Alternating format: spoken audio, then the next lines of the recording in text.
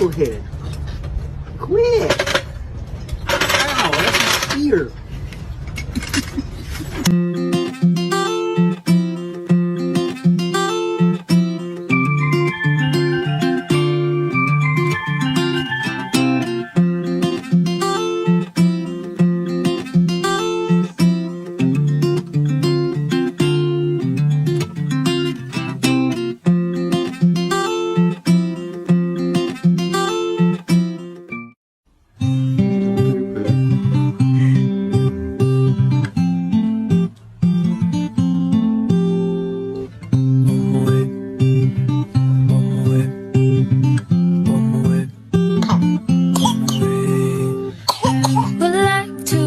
Reach out my hand, let me see you. I'm gonna tell you.